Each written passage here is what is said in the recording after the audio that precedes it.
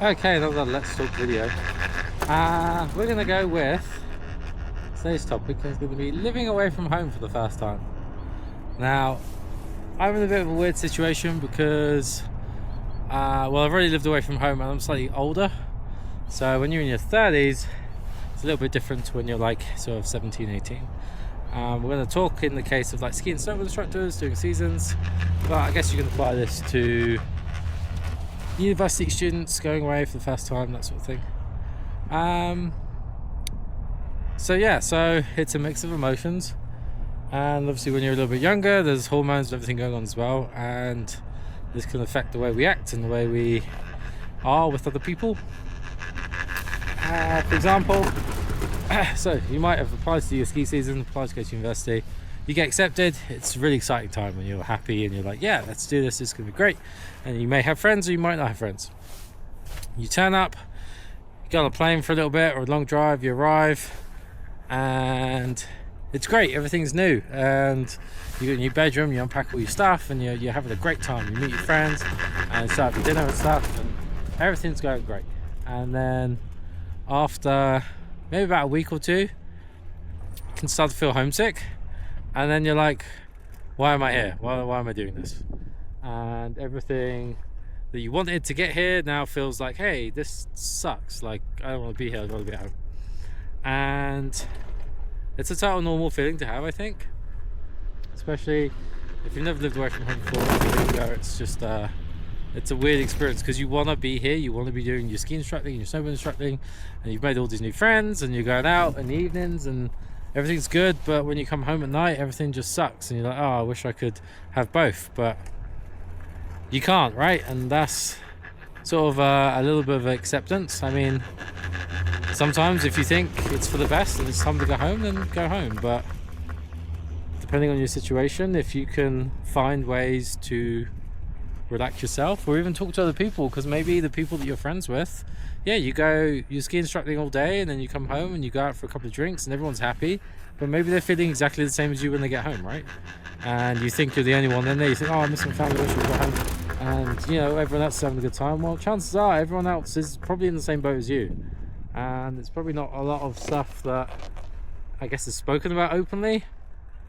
To be fair, at Big White Resort we do have there is a mental health awareness coach / meetings. It's probably the wrong word, but yeah, we have like, I think, bi-weekly meetings where you can go and they have different topics a bit like this, and you can discuss bits and pieces, and if homesickness is like one of those things, yeah, that's something you can do. Other thing I'd like to touch on is like eating, right? Chances are if you're 17, 18, you've probably never really cooked for yourself, or you're living with mum and dad cook all your meals, and you've never really had to worry about like going shopping or buying stuff, and you're now in a new world and wages aren't exactly the best, and you might think, oh well, you know what, I don't really have to, I just have to cook something quick and get out of it and go back to doing what I'm doing. Well, you can't really live on pot noodles. It's just not it, really. You need to look after yourself, especially when you're outdoors and doing an active job. You need that protein for growth and repair. You need to eat those carbs because you're burning so many calories, right? So you got to make sure you're looking after yourself, eating properly, drinking enough as well. Like, water is really, really important, especially when you're living at altitude and exercising and doing your job at altitude. You probably need to be drinking more than you do if you come from a city or a town or somewhere that's low altitude. And you might think, oh well, you know, it's been okay, I've like done a couple of weeks. It will catch up on you if you're not drinking enough and not eating properly. You will just fatigue like really, really easily.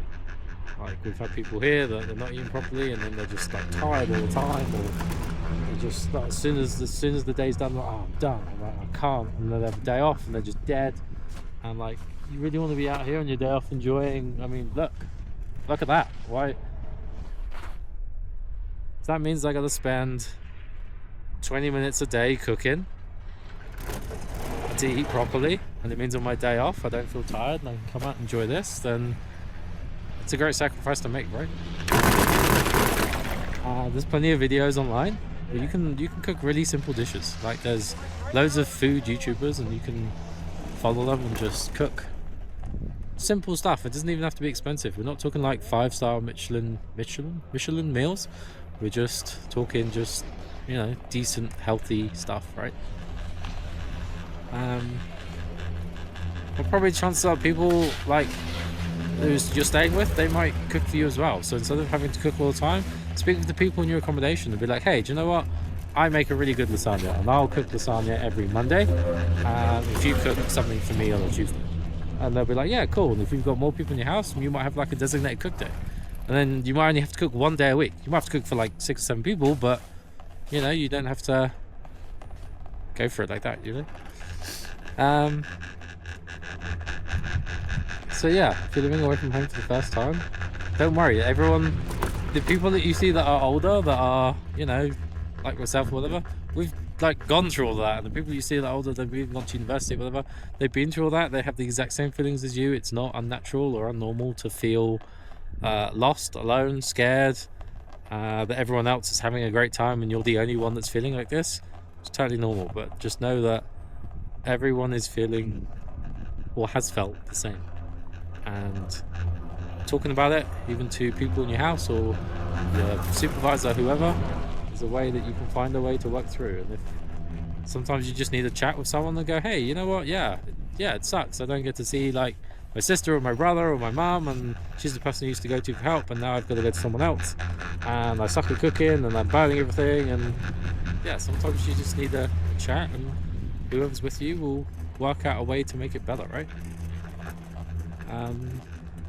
That's pretty much all I want to say. And yeah, if you're feeling like this, you're doing the right thing, right? Everything's gonna be fine. Everything will work out for the best in the end. It always does. If you found this content useful, helpful, please leave a like. If you are struggling and you don't have anyone to talk to, then leave me a comment. I will respond to every comment, usually within 24 to 48 hours, depending on how many I have. But yeah, just chat. And if like you don't want to talk publicly on the thing, then find me on Instagram, send me a DM, and we'll just chat. Could be a message, could be a voice note, could be whatever. But yeah, there's definitely help out there. You gotta go look for it. Yeah, I think that's all I gotta say on that. If you are doing ski season, enjoy it. It's probably the best time of your life. You just don't know it yet. And I will catch you guys on the next one.